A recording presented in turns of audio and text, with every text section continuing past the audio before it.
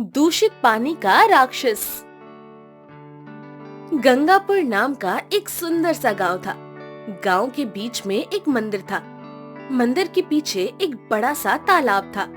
तालाब के आसपास बहुत सारे खेत थे और खेतों में लहलहाती फसलों का दृश्य किसी के भी मन को मोहित कर सकने योग्य था। ये लीजिए, ये भगवान जी की मूर्ति खंडित हो गई है, इसे विसर्जित कर दीजिएगा। हाँ, लाओ।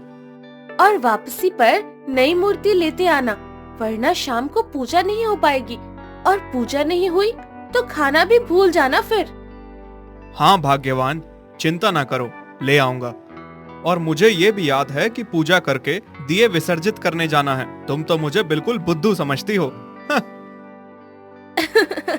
नहीं, ऐसा नहीं है। उस गांव के लोग काफी धार्मिक थे। उनकी सुबह भी भगवान के नाम से होती थी और हर काम से पहले भी वो भगवान को ही याद करते थे। उनकी दिनचर्या में भगवान का एक बहुत बड़ा हिस्सा था। वो लोग प्रतिदिन मंदिर में पूजा करने जाते थे और पूजा से संबंधित सामग्री आदि को तालाब में विसर्जित करते थे। लीजिए यजमान, प्रसाद लीजिए। क्या हुआ पंडित जी, आप कुछ बीमार लग रहे हैं? हाँ, पता नहीं क्या हुआ है, कुछ दिनों से तबीयत बिगड़ी जा रही है। अच्छा, ख्याल रखिए अपना। और आपका बेटा शंकर कैसा है? वो तो शहर में नौकरी कर रहा है और बिल्कुल ठीक है। कल ही बात हुई थी, बता रहा था अगले हफ्ते गांव आएगा। यह तो बहुत अच्छी बात है। अच्छा, अब मैं चलता हूँ, नमस्ते। राजन प्रसाद लेकर घर पहुंचता है तो उसकी पत्नी भी बीमार पड़ी होती है, जिसे देखकर वो कहता है, अरे क्या हो गया तुम्हें? पता नहीं क्या हुआ है, सुबह से बहुत तबीयत खराब लग रही है, बिस्तर से उठा ही नहीं जा रहा है। अरे ये गांव में क्या हो रहा है? पंडित जी भी बीमार हैं। अभी रास्ते में ही मैंने देखा कई लोग खांसते हुए जा रहे थे, और अब तुम भी बीमार। मुझे तो लग रहा है कि भगवान हमसे नाराज हो गए हैं। अगर ऐसा है तो पंडित जी से कहिए कि कोई हवन करवाएं, ताकि ये दशा सही हो सके। हाँ भाग्यवान, तुम सही कह रही हो।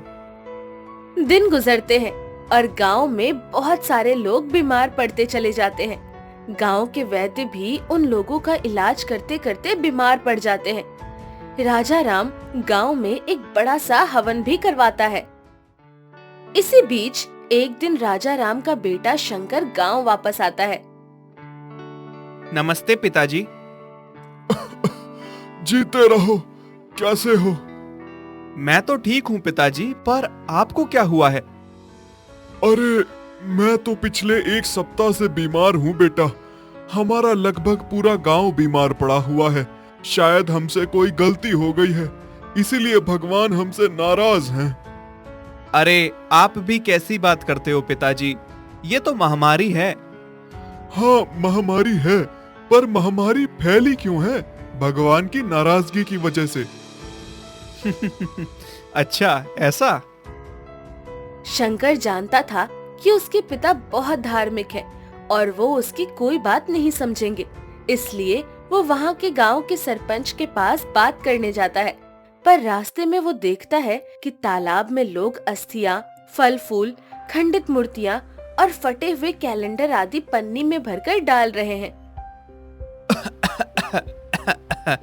नमस्ते सरपंच जी। नमस्ते बेटा, तुम पंडित जी के बेटे हो ना? जी, मैं उन्हीं का बेटा हूँ। मैं यहाँ आपसे एक खास बात करने आया हूँ। ये जो गांव भर में महामारी फैली हुई है, आप इसका इलाज क्यों नहीं करते?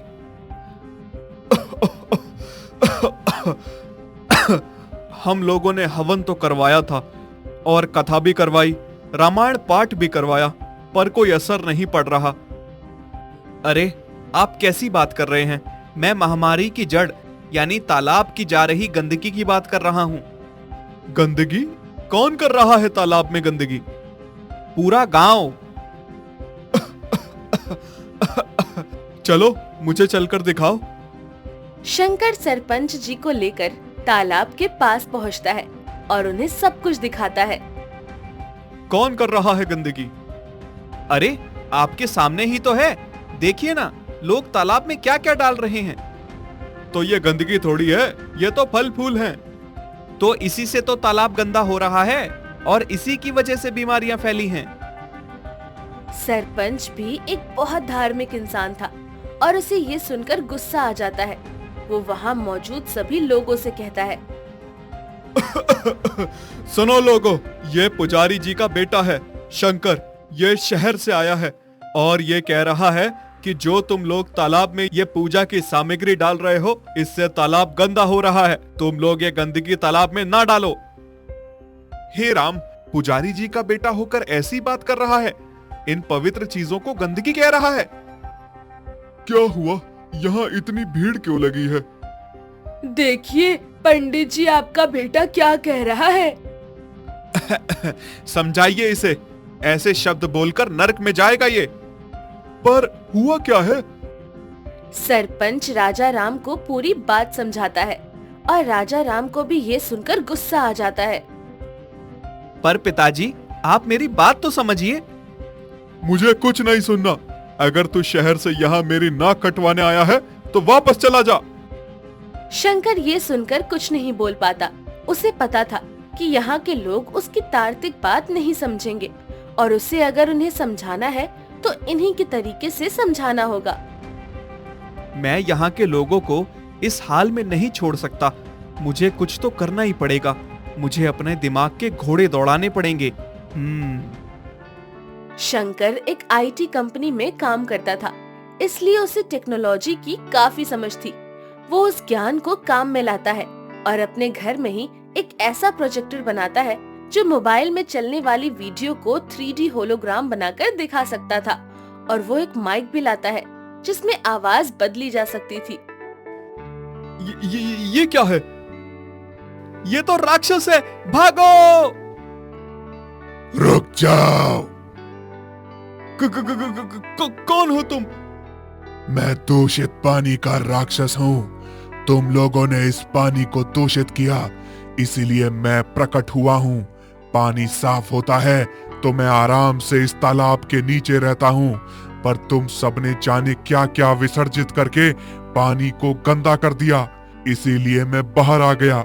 और अब मैं तुम सबके बच्चों को भी इस तालाब में विसर्जित करूंगा और फिर खा जाऊंगा। नहीं नहीं, ऐसा न करना, हमें माफ कर दो। हम तो बस अपना धार्मिक क्रियाक्रम कर रहे थे। हमें हमारी गलती सुधारने का उपाय बताओ। इसका उपाय ये है कि तुम लोग एक लोहे का छोटा सा तालाब बनाओ जिसमें ये सारी चीजें विसर्जित करो और रोज उसकी सफाई करो ताकि बीमारियां ना फैलें। और इस तालाब को पूरी तरह से स्वच्छ रखना जिससे तुम लोग इसके पानी को काम में भी ले सकोगे। हम ऐसा ही करेंगे। सभी गांव वाले डर की वजह से राक्षस की बात मान लेते हैं। अब उनका मुख्य तालाब पूरी तरह स्वच्छ हो चुका था और वो लोग एक छोटे तालाब में पूजा की सामग्री विसर्जित किया करते थे और रोज उसकी सफाई कराया करते थे। धीरे धीरे गांव में महामारी भी खत्म हो जाती है और सब सुख से रहते हैं।